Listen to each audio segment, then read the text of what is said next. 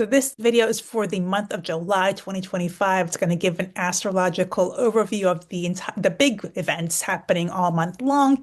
And this is an interesting month because it's there. We've got three planets going retrograde this month, plus the Centaur um, Chiron, which Chiron a centaur is a mix between an asteroid and a comet, kind of properties of both.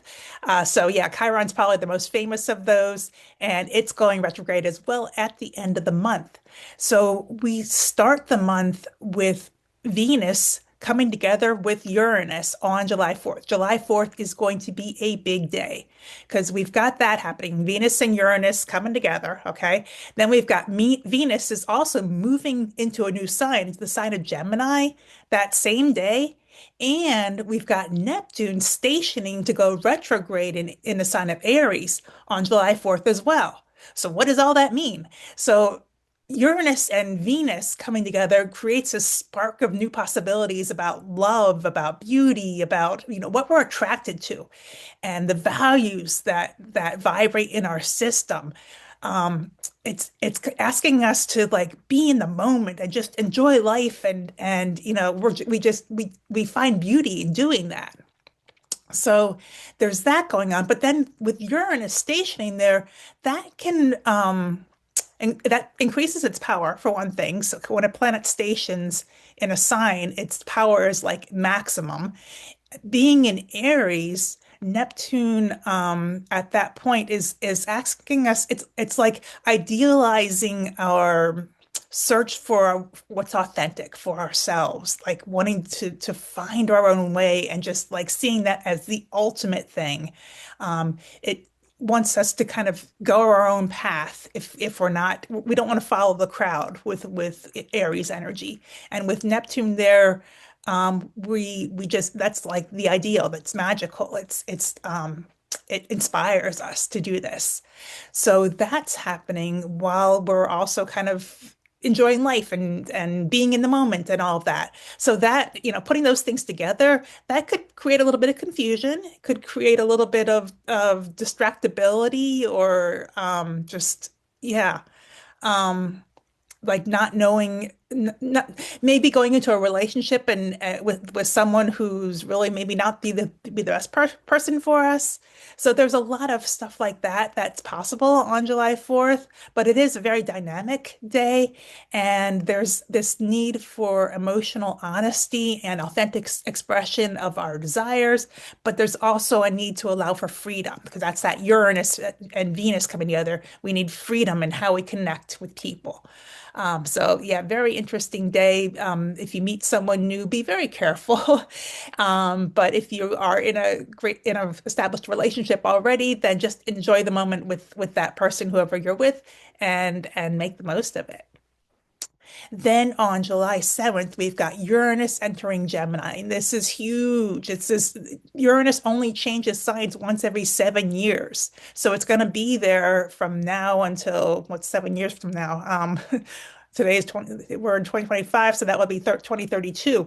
So yeah, about making a major shift. It's going to be, we're going to feel it strongly because Uranus is very much, it keeps us in the moment. There's no past, no future with Uranus. It's just now. And it's like a rhythmic beat. And in Gemini, it's about curiosity. So I see this as something that's really going to amp up. Like we're going to be kind of a little bit scattered. We're going to be a little bit all over the place with this energy. And I see Uranus also rules communications. Or, sorry, not Uranus. Gemini is associated with communications and trading and transportation and movement because we're going places. We're curious. We want to explore. We want to like, but it's more localized also. So it's not like exploring the whole Earth. It's exploring our community, exploring what's around us. Saying, oh, that's cool. Oh, look at that. Oh, I didn't see that up there. That's Gemini. It's not very committed. But it is, it's interested in lots of different things. So Uranus being there is kind of going to amp that up. And so we can expect a surge in our in innovation around communication, in innovation around technology. I could see AI really taking off even more with Uranus going into Gemini.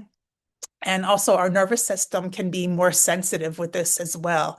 And our mind, again, it could be a little bit, our thinking could be scattered a little bit during this time frame, these next 7 years. So it's gonna take a little while to get used to, but we'll get there eventually. Luckily, I mean, we have got 7 years, so we better, right?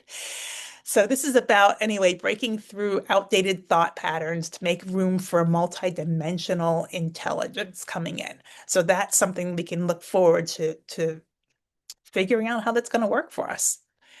Okay. Then on July 10th, we've got the full moon, and that's going to be in Capricorn. So that's a very grounding energy. That'll help to ground the Uranus change into Gemini. And Capricorn kind of gives us the ability to step outside ourselves and to observe. And it likes us to be it likes us to kind of look at the roles that we play in our lives. So the full moon being there, it'll let us do that, especially in the emotional sense, because the moon does rule our moods. It rules our past as well. So we could be looking at our ancestry, at our past history, or at the past history of our country or of our community, or whatever it is that we're focused on. And just seeing, how it's kind of like it gives us the ability to evaluate. So we can look and see, how have we been doing things up to here? Where do we want to go? Do we really want to continue with the path that we started down, or not so much? And with the planets that are going retrograde, that I'll talk about real soon, that's a really good way to start this retrograde season with, because we're going to have we've got Neptune already there. Then on July 13th, Saturn's going to be going there. July 18th, Mercury will be going there. And then finally, at the end of the month, we've got Chiron, the centaur, going retrograde. So, yeah, so let's talk about all of this. Um, okay, so July 13th, Saturn turns retrograde in early Aries. And again, Aries, remember, is about finding our authentic path, being honest, not following the crowd, but doing our own thing. So with Saturn going there, Saturn's about creating long-term structure, something that lasts beyond death. So look at where you've been like becoming more authentic, where you've been expressing yourself more, what path you've been following. And is that the one you really want to follow over the long term? Like you want this to be your legacy in a way, what you're where you're going now. Or do you want to switch things up? Saturn's really asking us to focus on the details of that and really like it's almost like taking a microscope and looking at it and oh, do I need to shift that little circuit that I've got in my path, or is that okay? Um, or just like what are the little things that I need to change to make what I'm doing exactly right? And what is not important? What can I let go of? What do I really need to focus on? That's what Saturn wants us to look at. It wants us to discern. It wants us to make decisions. And it wants us to really look and see if what we're doing is valuable, is authentic, is important to us. So yeah, it's asking us really are we using our personal power in a way that aligns deeply with our integrity, with what our values? And if we're not, then we need to step up and do that, right? And so we've got a couple of months while Saturn is retrograde to look at this. I think it's retrograde through October or September. I can't remember which, but it's one of the two. Um, and Neptune's the other, whichever one Saturn's not. So yeah. Anyway, then on July 18th, we've got Mercury turning retrograde in Leo, and that's directing our attention inward, and focusing, that taking that scattered energy, a little bit of Uranus in Gemini, and allowing us to kind of slow that down a little bit, allowing our thought process to slow down a little bit. Um, And, people are always afraid of Mercury turning retrograde, but it's not really a bad thing. It just allows us to, like I said, slow down, to kind of evaluate, to kind of think, and not to be so chatty, not to be so out in the world, but to be thinking and connecting ideas, um, and figuring out how to make our life better, how to do our work better, how to make our relationships better. And in the sign of Leo, it's about creative self-development, not only our own self-development, but also the self-development of the people who we love, right?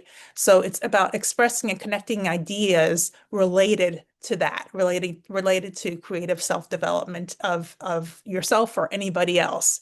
So think about your creative activities, your creative core. Think about how you learn, how you grow. And, is how you're doing that, is that helping you to develop yourself in some way? Or is how your children are doing that, is that helping them to develop who they are becoming? Or do you need to, to kind of help them to find new hobbies or help them to find new activities to do that? So that's what this period is all about while Mercury is retrograde in Leo, kind of reflecting on all of that, because Mercury in retrograde is great for reflection. So kind of let the noise fade a little bit so your true signal can emerge. Basically, that's what this is all about. Okay, then on July 22nd, we've got the sun entering Leo. So that the sun is like our clear and present reality. It puts a spotlight on things. So if we weren't already thinking about all this stuff with Mercury going into Leo, retrograde in Leo, then the sun's going to say, "Okay, focus now. You got to focus. You got to focus. You got to focus." And it's going to be right in your face. So this, because the sun is not it's not subtle. It puts things right in the center, right for you to see. And so if you haven't been doing your homework, kind of, that Mercury asked you to do, that sun's going to say, "Okay, let's go. Let's do it now." So yeah, stepping into the spotlight, that's what the sun is about.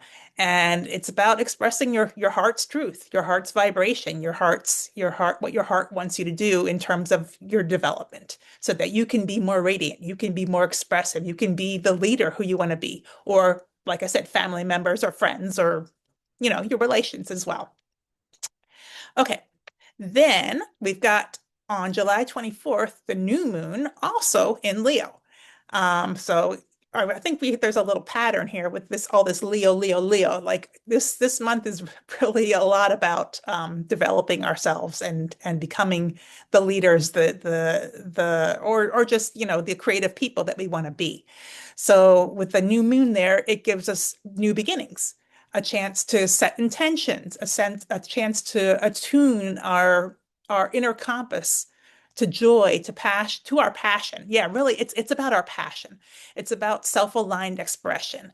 So what are you here to radiate, and what intentions do you want to set to do that better, to radiate even more?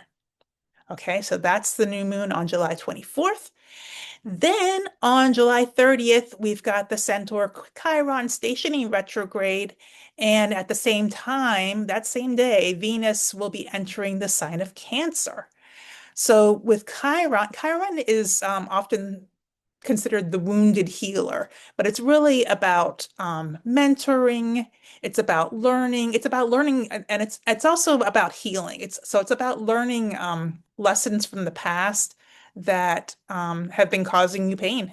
Um, and sometimes those are family karma. Sometimes that's your personal history, or things you've done in the past, patterns that have been repeating over and over again. And you don't know why they keep coming out, but it's because either you haven't been doing the work, or you haven't been doing the work fully, or there's that energy just has something more to teach you. It may not, it may be just that you need to go deeper in some way. So Chiron stationing and then going retrograde is going to help you to go within, to do that healing. So it's a great time to do any if you're into meditation, to do that kind of work. Or if you get your information while you're running, when you get into that runner zone, you can do that to work on your Chiron wounds. and just do whatever healing you need to do to heal those core limiting beliefs within you. And also to, to learn and to mentor others as well, because Chiron, it's not just about yourself, it's also about helping others. So, have those deep conversations with your friends or with your family members and help them to explore what's below the surface, what's been, kind of eating away at them that they need to really work on at this time. So yeah, this is about not to become weaker at all. It's just the opposite. Doing that helps you to become stronger and helps them to be stronger as well because it increases your capacity to nurture and it also increases your vulnerability so that you can be nurtured by others. And being vulnerable is a strength, it's not a weakness. So remember that. And then again, I also said that Venus is entering Cancer at that time. So that's going to actually increase our ability to relate to our tribe.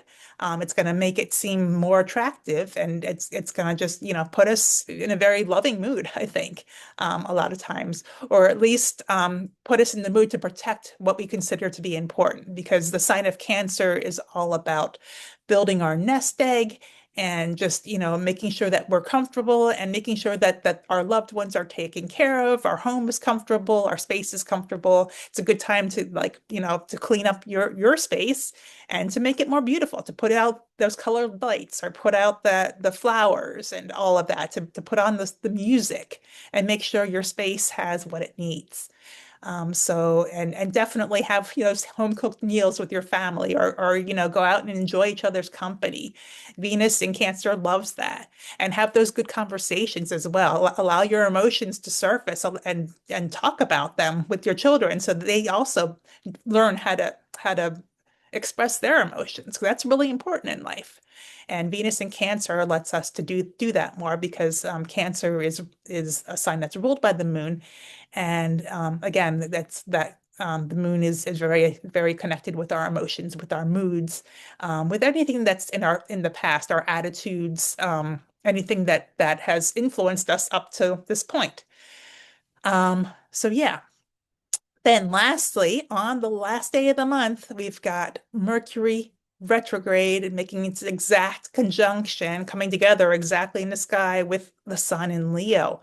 What we talked about earlier with the self-expression and making sure that we are being true to our creative selves and developing our creative selves even more, that's what this is about. So thinking about that, connecting ideas and with the sun there, really, really focusing on that, having that in the spotlight. Mercury, when it's exactly conjunct with the sun, and it's called cazimi. That's what the astrologers call it, which is I like that word. So I just wanted to tell you that. But yeah, it's a moment of pure resonance, basically, when your inner voice and your cosmic intelligence are meeting in harmony. So listen closely, because you can learn a lot about yourself too by kind of going within at this time and just yeah, looking for insights, looking to see what you're attracted to, looking to see what calls your attention. You may get subliminal or synchronistic, that's the word, messages from the universe at this time as well, with Mercury in that position.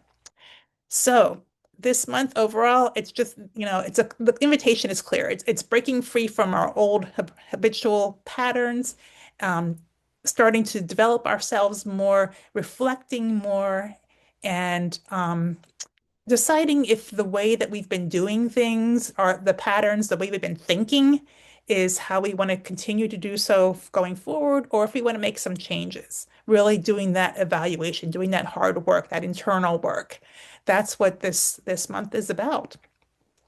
So, but with Leo, we want to enjoy as well. With Venus in Cancer, we want to enjoy. So make time for that as well. We are in summer, right? The month of July. Okay. So, if you would like information on how this energy throughout the month affects you personally and how you can use it for to benefit yourself more, check out my link in the bio, and I would be happy to meet with you, to talk with you, and look at your chart and really dive in deep so we can see how this is going to benefit, how you can use this energy to benefit yourself more and your family and your loved ones and your work and reach all those goals that you've got for yourself. Also, sign up for my free newsletter if you want to access exclusive content that I publish only there. And also, I'm going to be starting some new small astrology groups this month, and you'll find out about those in the newsletter as well. So another reason to sign up for the newsletter. Have a great month, and I will catch you next time.